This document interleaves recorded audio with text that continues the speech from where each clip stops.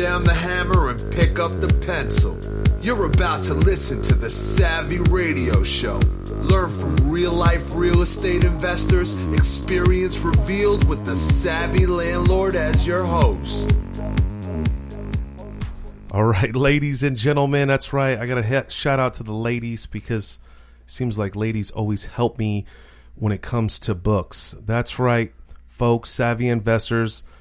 I dug deep and I brought my accountant on the radio. First of all, it took forever to bring this cat out of the bag. And I think, let me just get his name straight. I just realized I've been calling him the wrong name for years, but it's Larry Heidebright. Heidebright? Yes, sir. Okay. Yes, sir. From, what is it, Fleming Financial and Tax Services. Ooh, I like the financial. So anyway, back to the ladies. So let me first of all, I have not had really great luck with accountants and taxes. It's all my fault. As an entrepreneur and as a real estate investor, you need to take responsibility. Your tax preparer or your accountant, they prepare stuff. They only operate from your information, and then you sign the bottom line. So, but I've had some really good accountants in my lifetime. I've outgrown some accountants.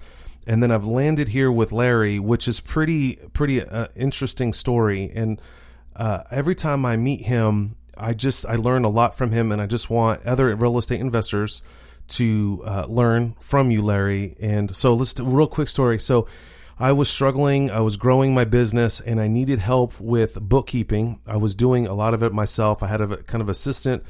And then another entrepreneur turned me on to one of your staff members. Her name is Rose. And I recruited her, got her a laptop, and it was wonderful until she was about to have a baby or something. She decided to not be independent any longer.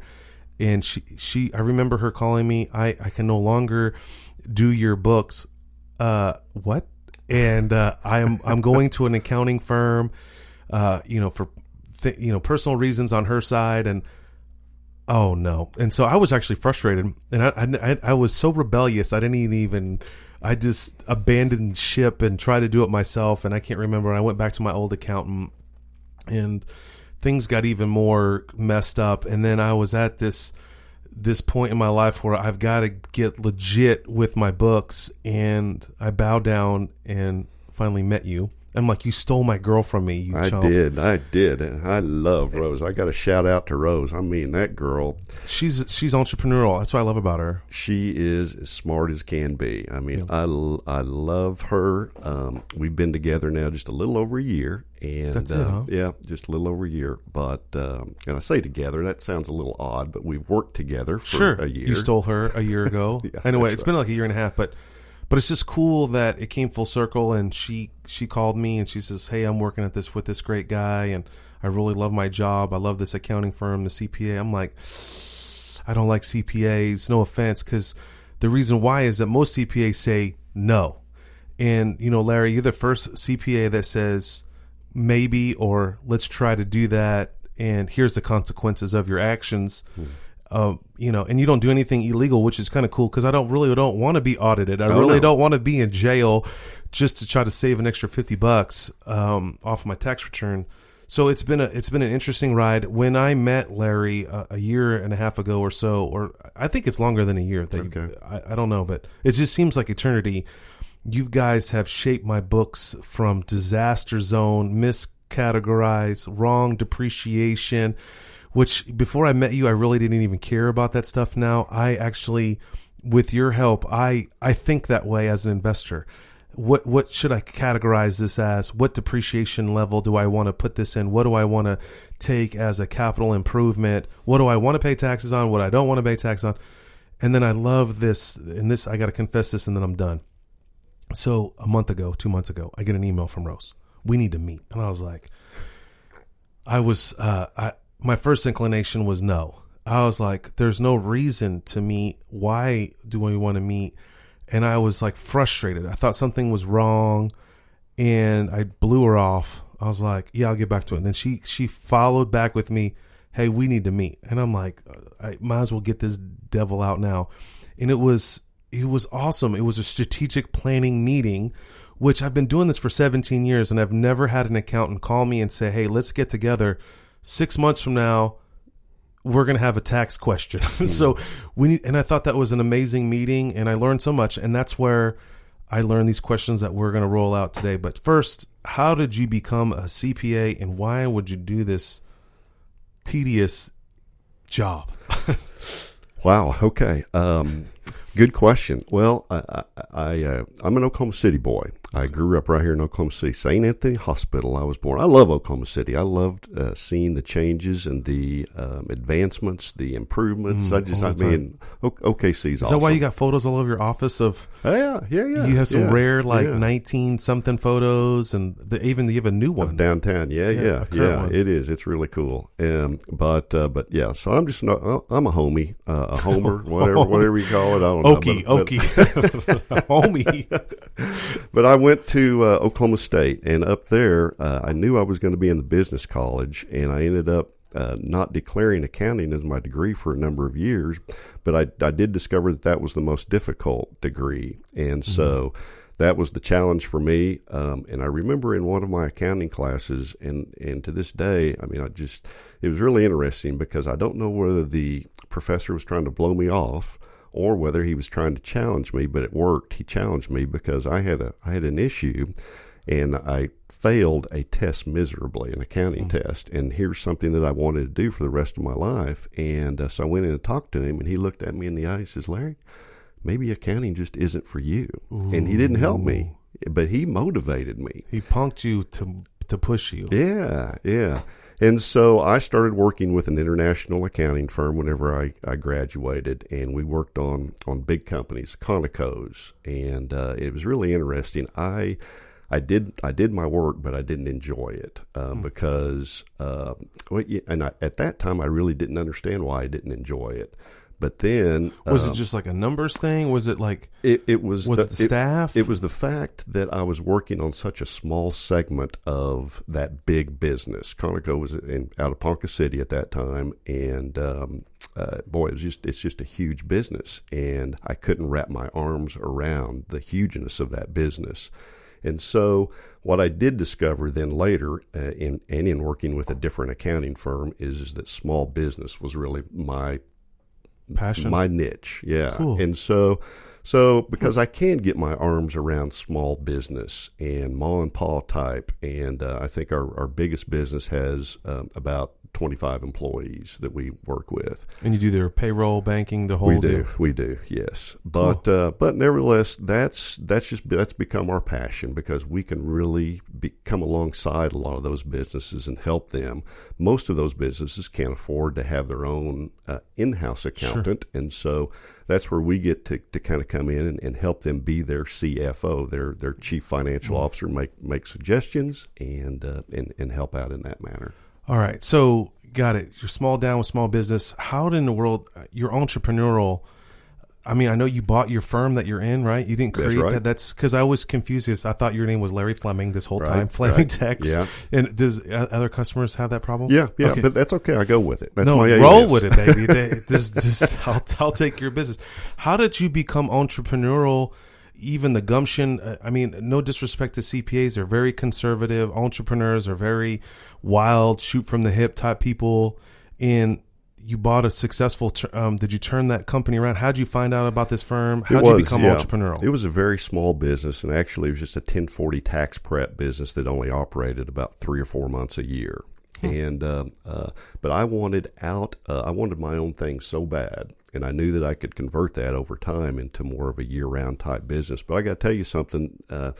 How I got into that business, which is going to kind of tie in with what you do. I was still first year out of Oklahoma State working, and this is the Conoco place. This is at the Conoco place, okay. And my mom and dad had a couple rental properties.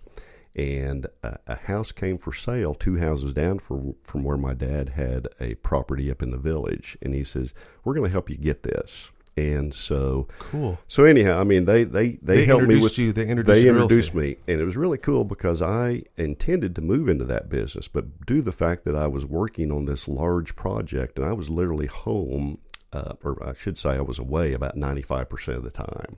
And so what I decided to do is not to move into that home that I bought. It was just a little 2-bedroom house in the village. But the cool thing was, after about 4 years of that, I had improved it. I had built up some equity, and I sold that property, and that became the down payment, Steve, for my business that I purchased. Cool. So The Fleming Tax Services and Financial Services there Company. was I had a $27,000 net equity in that whenever I sold that after 4 years, and that was my down payment to put me to where into the business. Did the business that you purchased, did they carry back in the loan too? They did. Yeah, they did. Yes. I love the power of numbers and what you can do creatively. All right, so how long have you been operating this business now? That was in 1984 when I bought the business. Dang, so 20-something, how many years? Well, it's 30-something.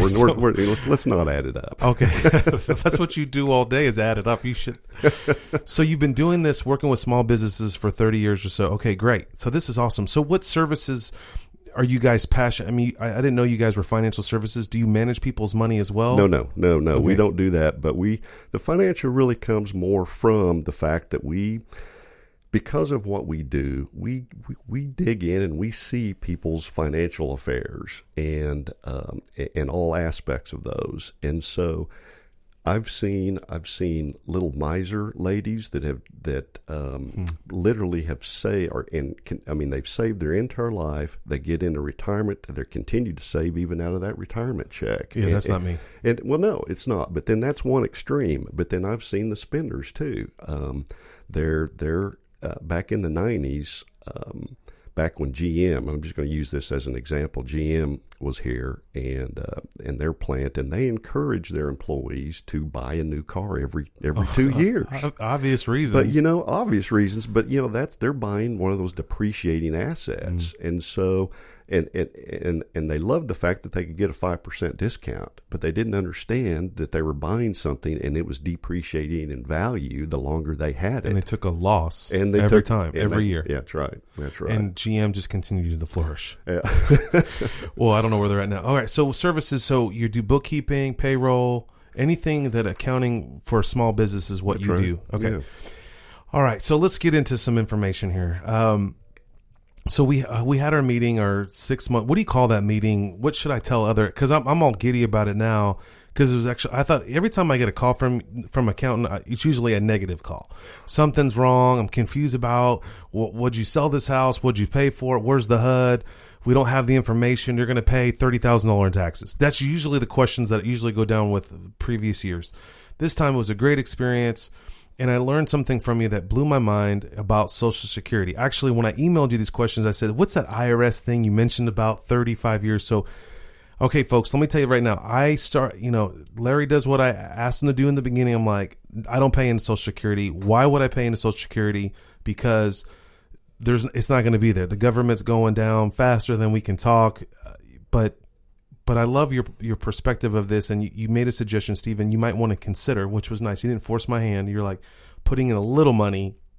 Tell me the reasons why. What's the benefits of people, entrepreneurs out there, real estate investors doing Social Security? Mm-hmm.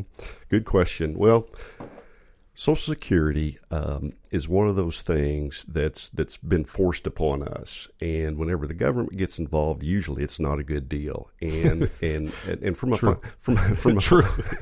from a financial standpoint, I was taught really at an early age, even in my early 30s, that Social Security wasn't going to be there whenever I got to retirement age, and so the suggestion and the idea is to build an alternative source of retirement income, real estate, and then if Social Security was there, that would just be gravy. That's what I thought.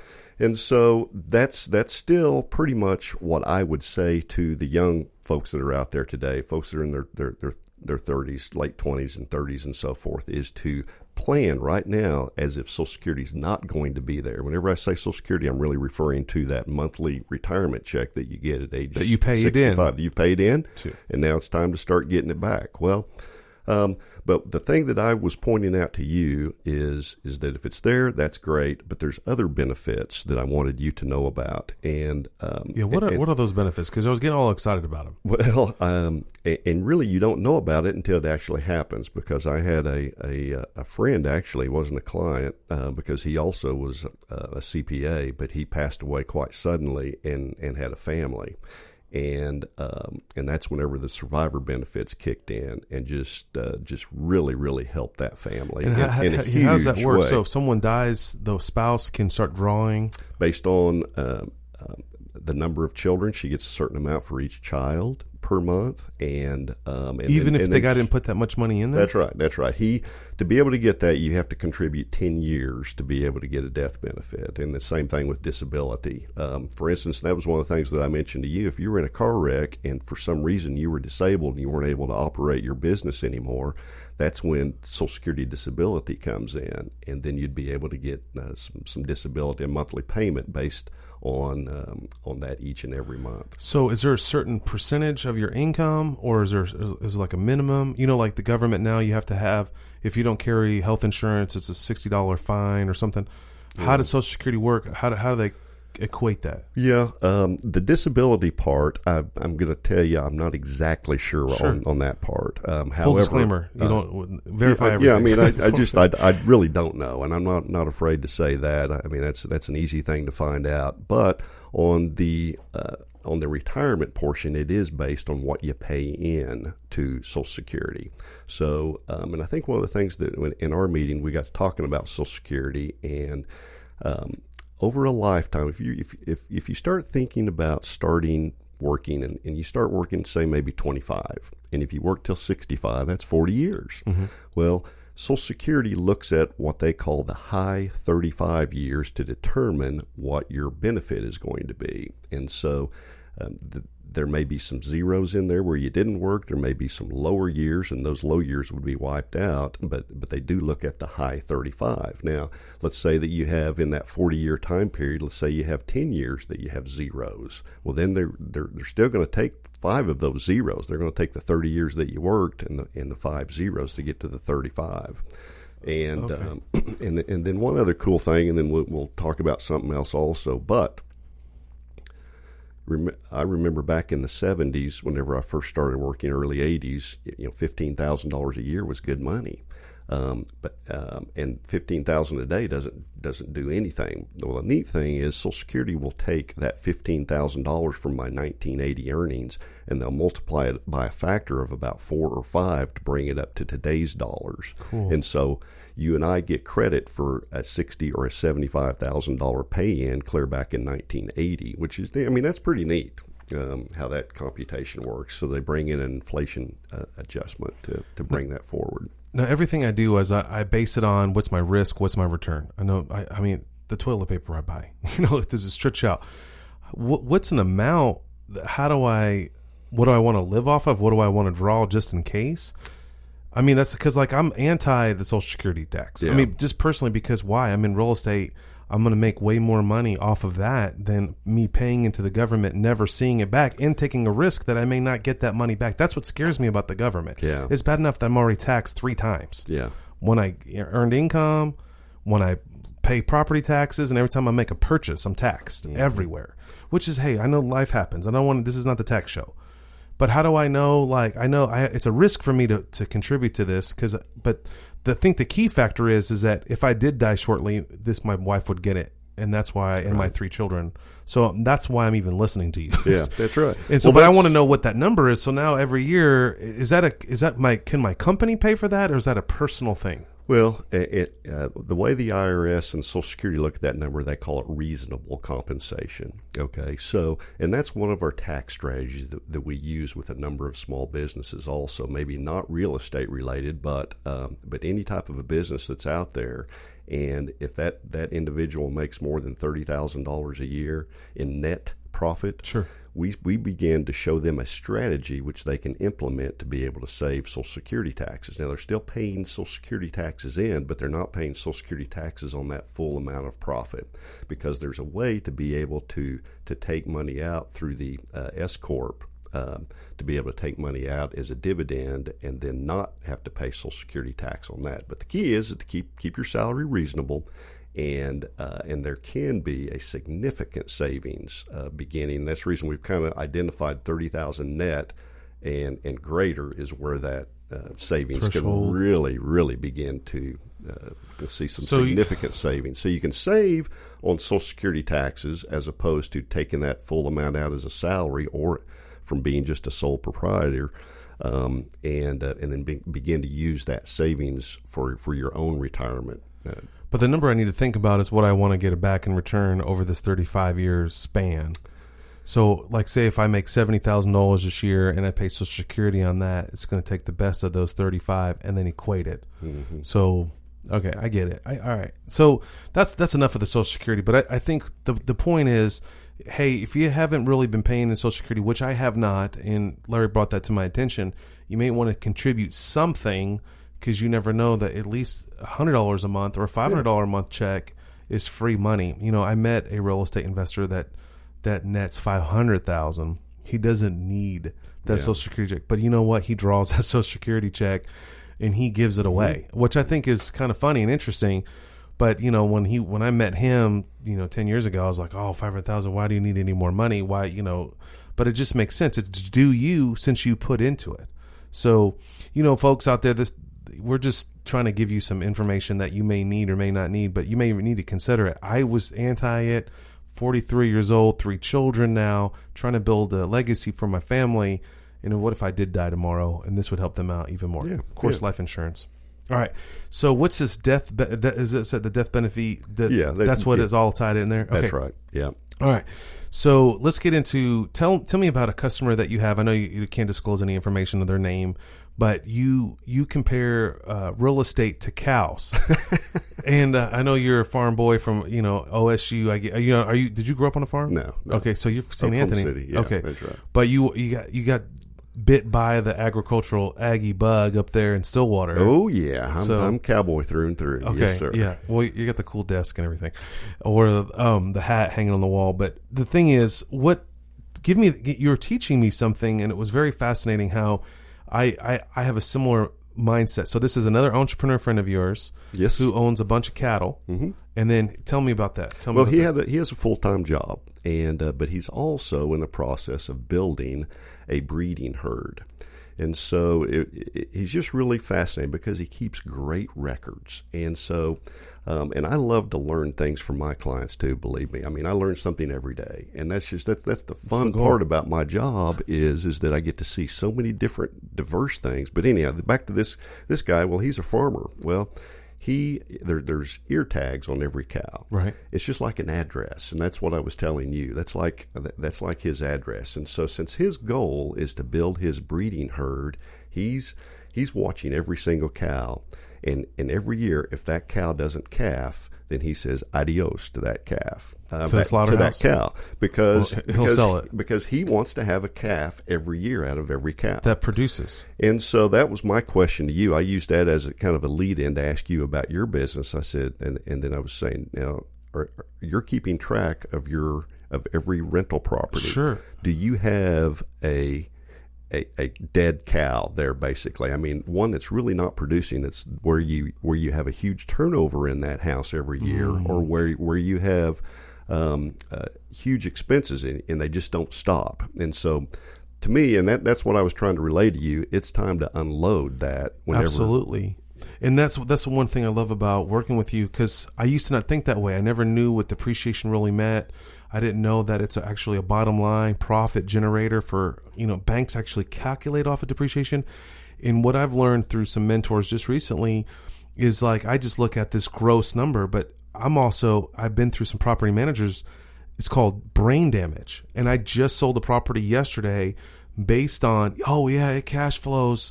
It brings in $1,200 a month. It was a no money down deal. I only have $50,000 in it. Man, I'm cash flowing. No, I'm not. Because when I start really analyzing, I had 4 tenants in 3 years. During that 3 years, I had some vacancies, and then I've had the move out costs, and there was a legality in there. So what is that worth it to me? Did I really benefit? Did I make $1,200 a month? No, I didn't. Yeah. But if I was still like these rookie investors out there, that's why we put the radio show on. That's why I have Larry here, is that you need to really track that. Are you really profiting from that? And one thing I did learn working with you guys is that you need to disclose what is a capital improvement, what's not, because you're getting taxed on it if you don't declare it. And that's another thing that's just another frustrating. But I love that cow story because, I have so many units, right? And so I just see this one big number coming in every month, and people are like, wow. But I have 4 or 5 dogs in there that are killing it, that are not doing well, but I'm not paying attention because I just look at, okay, what's my mortgage payment? $400. What's my gross rent? $800. But it's really not. If you am it over a length of time, I've been working for the government, I've been working for the banker, and I'm for sure working for that tenant because they've been getting over. Yeah. And so I don't know what that terminology is. My financial wizard mentor beats me up on it. I don't know what he says. You got to know the numbers. Know the numbers. Anyway, so that's something that I'm just recently learning in my own business, in my own life, to track every single detail. And so you can pinpoint and that's what I'm doing right now. Today is like I'm selling these these are great assets, right? They no money down, they're making money, but are they really? And I'm selling those and I'm trading up. And then even when I sold this property yesterday and I thought, okay, I got to get this to the county down there. Okay, now how much did I depreciate out? Yeah. I profited. I got an $8,000 check, then I'm like, okay, how much am I going to have to allocate for taxes? Because I know I have to recapture what I wrote off, and I've only owned it for 3 years. So what's a good tip to hold a property for before it's really not significant in taxes? Well, whenever you have a profit, you definitely want to have it longer than 1 year. And because it's taxed differently on a different short term. That's right. And explain that to people. The long-term capital gain is a preferential tax treatment that the IRS code allows, and obviously the idea there is to try to get some length of time for holding the assets, and so they create certain advantages for that length of time there. Okay, let's get into depreciation real fast. So. You have a house, and I don't expect you to know these numbers, but you get to depreciate it out for 20-something years, right? Yep. What, 26? 27 and a half. 27 years. And then does it go down over the years? And then is it like an interest on a home? Or is the same, is it like ammed over the 30 years? Or how do you equate that? How do you figure that number out? Well, there's a couple different ways of doing that. One of them is called straight line depreciation. And is that what we're doing? Yeah. Okay. Yeah. Straight line depreciation. Straight line depreciation, it gives you advantages whenever you do sell. Then basically, now there's accelerated depreciation, which does give you a little bit more depreciation in initial years, and then it falls off, and then it decreases. That's right, because you can still only depreciate what your cost was less the land value, and so I've kind of took a seminar on that, but I'm still a little confused. Yeah. When you sell, so I've owned this property for 3 years. Obviously, I've depreciated it on my taxes based on the number that I declared, right? What I have in it, okay. Do I repay that back on the sell? Here's the real numbers. I got it under contract for $45,000. I think I borrowed $50,000. I just sold it for $68,000. Okay. So mathematically purposes, it sounds like I made $18,000 in profit.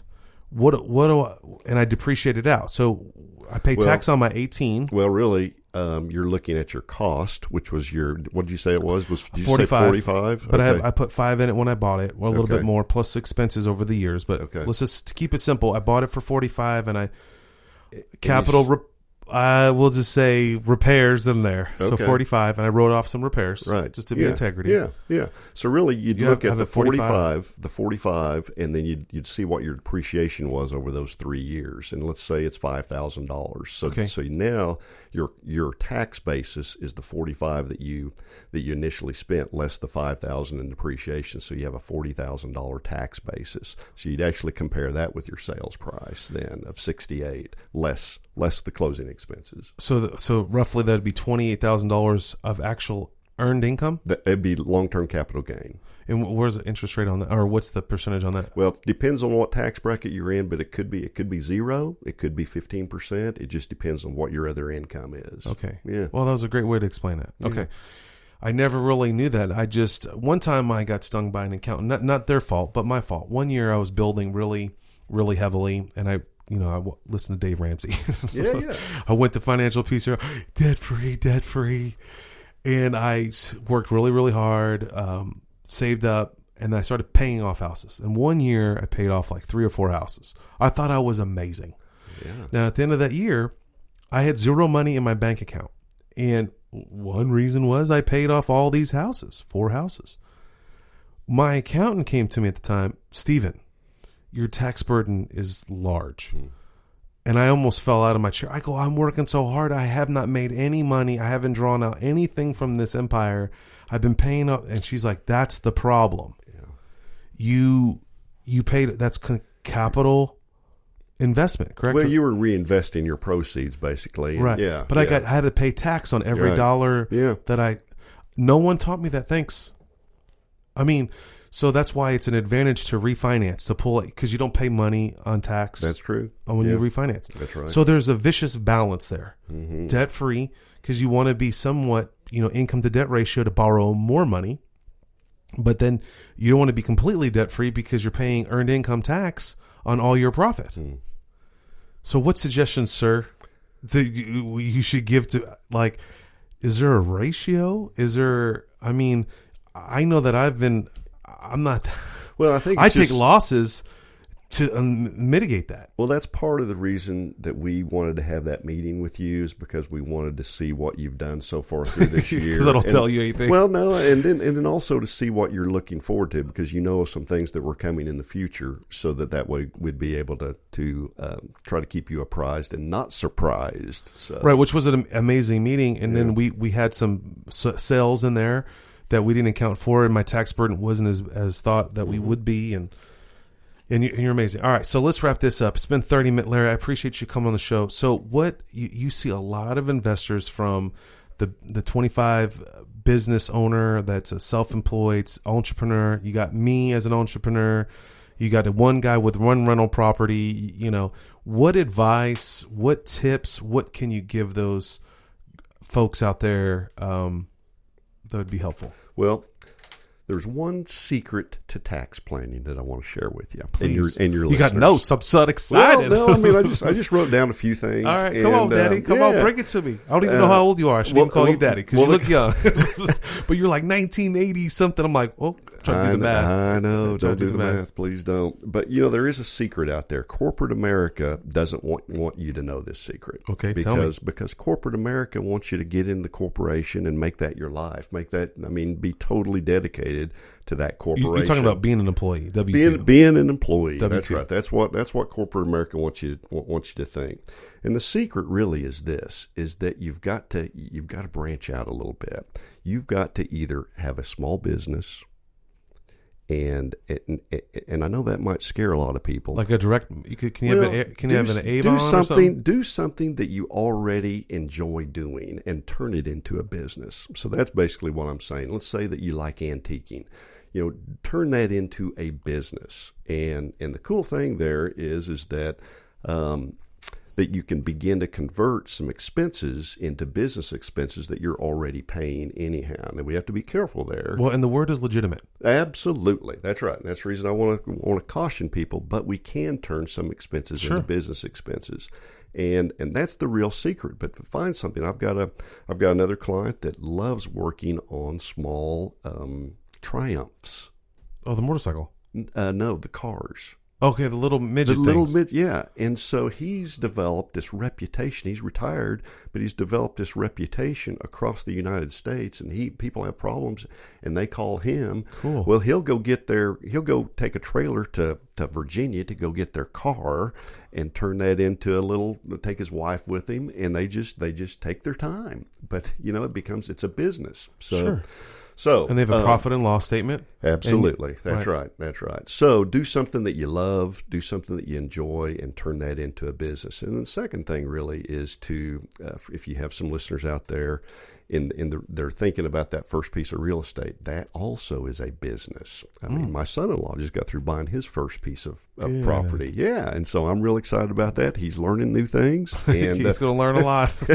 Welcome to the club. But it's awesome, and so I'm training him in how to keep his income and how to keep his expenses, and then we're looking for that next property. So, that's awesome. But that is the secret to being able to become financially free, also, because that business can actually turn into something that can be extremely profitable. So let me give you listeners an easy way to explain what he's saying. Basically, if you're a W-2 employee and you have a cell phone, you pay for that cell phone after tax dollars. So the government, so you make $1,000, the government takes all the taxes out, leaves you with $700. That $700, you got to go buy a $200 cell phone.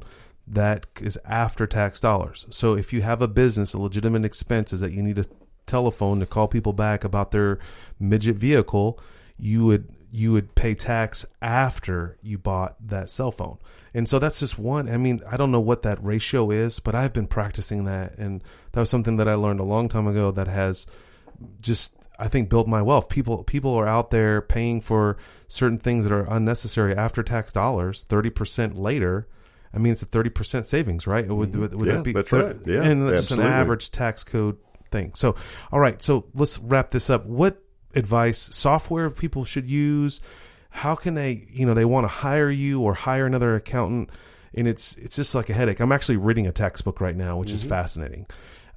They just run out and go get an LLC. They don't know what an S corp is, a C corp, sole prop, property. What tips would you give, or what things that you see all the time that they've never thought of this or afraid of you? Well, I of accountants. Yeah, people are afraid of me, and I hate that. But whenever people come in, they say, I need to hire you to do your bookkeeping. I say, well, talk to me. Tell me about your business. And really, my first thought on an entrepreneur is to teach them how to keep their own records, Steve. I typically will not help somebody with their bookkeeping. Number one is because I'm going to have to charge them a monthly fee, which is going to begin to decrease their net profit. Cool. But I want them, what I tell them is that they can become a better business person if they will spend the time to understand. Track their own records. Now, we have a system. We can show them an easy system, just using Excel initially. Cool. So that's my first recommendation to people. But record keeping is really the key. I mean, and guys, this guy can charge you a monthly fee. It's tedious work. But if you learn it on the front end, you'll know what to hire in the future, and you'll know where you'll track your expenses. I think a lot of people just throw it in a shoebox and just hope for the best.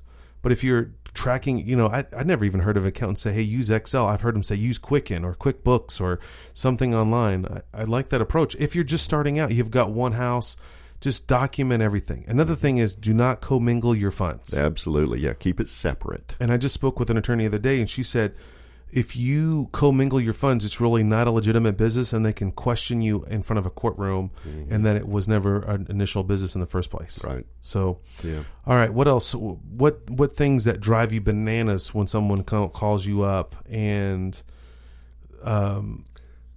Well, you mentioned one thing already, and that's just not keeping accurate records. Okay, so that kills me because that tells me they're not real serious about being a good business person. And so again, we'll teach you how to keep bookkeeping and how to keep good books, but then at a point in time, it becomes much more profitable for you to do your business and then begin to hire somebody else. But then you've got that basic understanding of your business that just, it doesn't go away. And the finances are the number one thing in a business. You have to have a handle on that. And I think that just to give you peace of mind, I think that a lot of people procrastinate because they just don't know how to do it.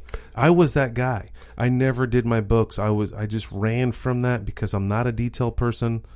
What tips? That's the second thing I was going to is the procrastination. And yes, I've learned that the hard way. Because it's if you wait till April to begin to think about April, let's say here we come April of 2017, and you start thinking, oh golly, I got to get my taxes done for 2016. Well, man, that's what October is, right? October 15th is or is it September 15th? Well, it is. October 15th is the deadline for 2015. For that's corporates. Right. And that's the thing that kills us. It does. It really kind of I mean, there's some people that they do have a reason and they have their stuff together, but they just want to file later. But there's other people that just totally put it off and just put it off and put it off. Which creates pain. It does, yeah, for everybody. All right, so how do people get organized with their books? What do you recommend? I mean, I got a bunch of receipts. I got, set right on the receipt what it is and just type them into a spreadsheet and then I don't know how to classify if this is an expense or not.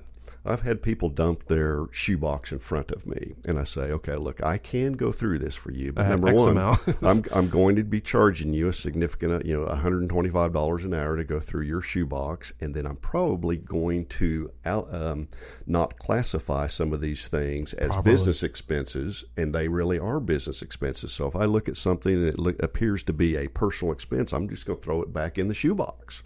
And in reality, that really was a business expense. So I think folks just need to stay on top of their receipts. Okay. On a more regular basis. Awesome. Yeah. Well, Larry, how could people get a hold of you? Do you have a website? Is that cool if I put this on here?